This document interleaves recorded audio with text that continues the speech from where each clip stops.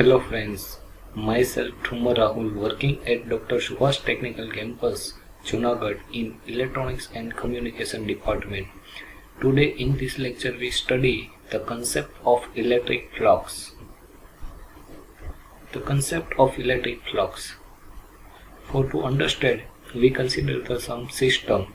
Here in figure show a concentric metal sphere of radius A, which forms an inner side, means we have the two sphere and the radius of A have the inner sphere. A positive charge plus q coulomb is given to this sphere. This sphere is enclosed by another concentric metallic sphere of radius B. Here B is greater than A, means this sphere is enclosed by the another sphere and the radius of the sphere is B. The outer sphere is a hemisphere. Between gap of the hemisphere a dielectric material is present, means the outer sphere has the hemisphere and in the space between the outer sphere there is the insulating dielectric material. Then the outer sphere was discharged by connecting it momentarily to a ground, means here we connecting the outer sphere by grounding. For the moment portion, after that measure the charge on the outer surface carefully. We notice as below. The charge on the outer surface is equal to the magnitude of inner sphere but in opposite inside, means the charge on the outer sphere is negative. If we remove the grounded after some moment, we notice that there will be the negative charge at the outer surface, which is the equal to the in magnitude of inner sphere. Suppose here we put the 5 coulomb, then the outer sphere contain, after the remove of the grounding system, we notice that at the outer surface there will be the minus 5 coulomb charge is located. So we can say that there is a charge displacement from the inner surface to the outer surface, means there is the charge displacement from the inner surface to the outer surface, because here we put the plus q charge and after some momentum we get the negative charge. And displacement of charge is independent of the medium, because here we put the insulating material, here we put the insulating material between the hemisphere and there is the air between the two spheres. Still the charge movement is possible, so we can say that that will be the movement of, or the displacement of the charge will be the independent of the medium between the two spheres, and this is known as the displacement of the flux, or we can say that this is the displacement of the electric flux. Electric flux is denoted by the sign. The notification of the electric flux can be represented by the psi, and we can say that psi is equal to the q. The electric flux is displaced from the positive charge to the negative charge, and if there is the no negative charge then it will be the terminate at the infinity. There is always a flux living through a closed surface is always equal to the charge enclosed by that surface, means here we put the positive charge which is enclosed by the another sphere, and the flux is equal to the charge enclosed by that surface or that sphere. This is also known as the Faraday's law. Now electric flux density and its relation with electric field intensity. Now electric flux means what? So we can say that it is a number of the it is the displacement, so it is a displacement of charge.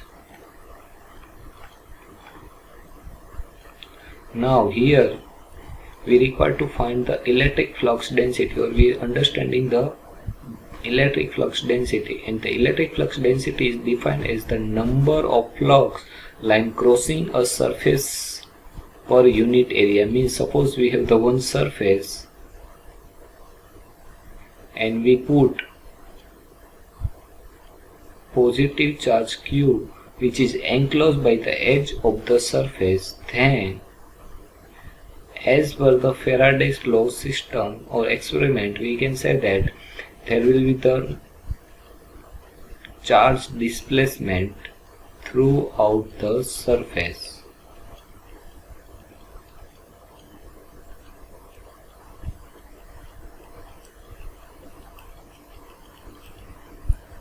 Then the number of the line passing through the surface per unit area is known as the electric flux density.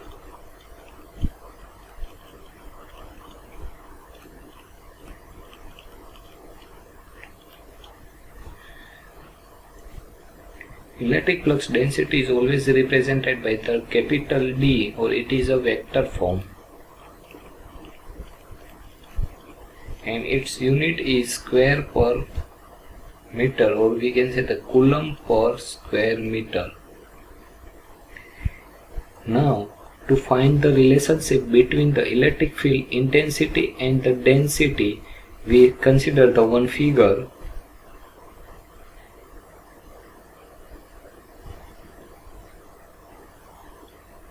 Suppose this is our sphere, and at the center of the sphere we put the positive charge Q, and the radius of the sphere is R.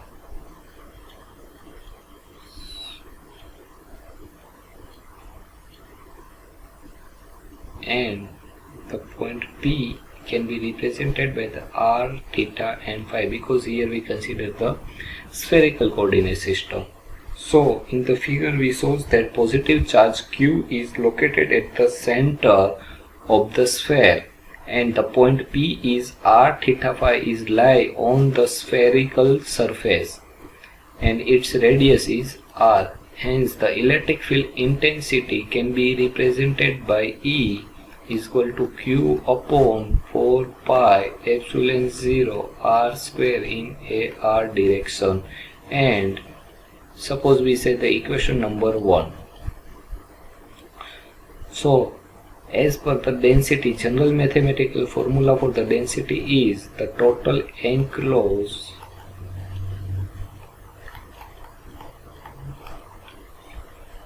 charge per sphere or by sphere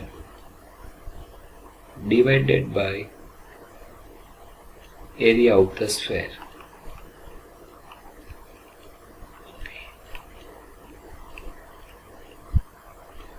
Here total charge enclosed by the sphere is positive Q charge, and the area of the sphere in mathematics can be represented by the 4 pi R square in AR direction. So equation number 2. If we compare the equation number 1 and 2, we can say that there is the difference between the denominator part only the epsilon 0. If we consider epsilon 0 to the left hand side or multiply by, then we can say that epsilon 0 E is equal to Q upon 4 pi epsilon R square in AR direction. Now if we consider the 2 and equation number 3, we can say that epsilon 0 E is equal to D. Here epsilon 0 is for the air medium. In general, we can say that D is equal to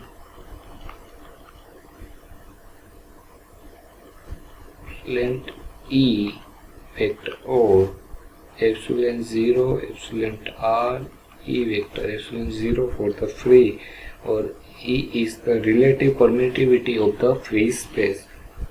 So in general, the relationship between the electric field intensity E and density D is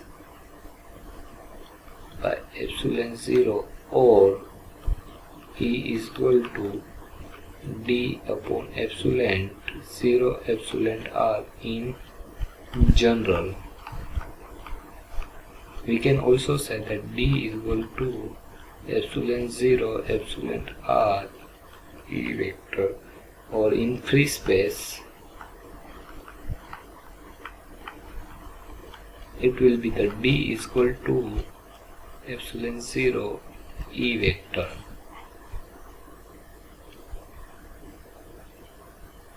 Now let's we consider the one example. Here we require to find the electric field intensity E and the density D due to the uniform line charge of 8 nanocoulomb per meter lying on the z-axis in a free space. Now we know that the electric field intensity due to the point charge can be represented by the Q upon 4 pi epsilon 0 R square in AR direction due to the point charge.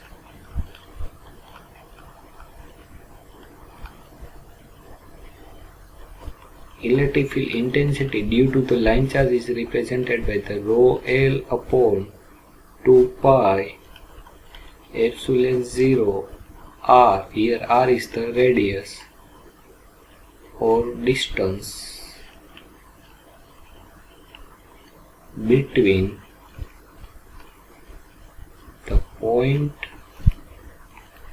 and line charge in AR direction, and for the surface electric field intensity is rho L rho S upon 2 epsilon 0 in AZ direction, in general normalized AN direction. Now here we require to find the electric field intensity due to the line charge, so we use this one formula to finding the electric field intensity, and then we use the interrelationship between the electric field intensity and D, which is the epsilon 0 E. Now here we have given the rho L is equal to 8 nanocoulomb per meter, so it can be rewrite 8 cross 10 raised to 9 coulomb per meter. Now for the E, for line charge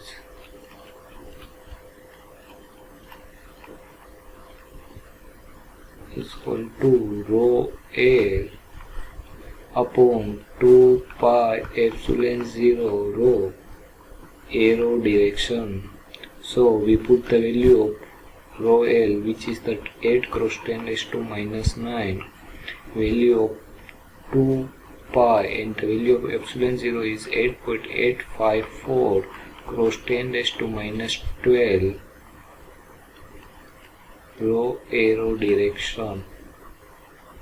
If we simplify it, we will get 143.8 upon rho in arrow direction volt per meter. Now suppose the distance between the line and the point at where we require to find electric field intensity is 3 meter. So here we put the value of rho is 3 meter. So we will get 143.8 upon 3 dot arrow direction volt per meter. So we get answer is 47.9 in arrow direction volt per meter. Now to find the density D, we use the relationship between the electric field intensity and the electric field intensity and epsilon 0. We use the relationship between the electric field density D and the electric field intensity E, which is the represented D is equal to epsilon 0 E. So epsilon 0 value is 8.854 854 cross 10 raised to minus 12, and the value of E we find is 47.9. So we put the value 47.9 in arrow direction volt per meter square.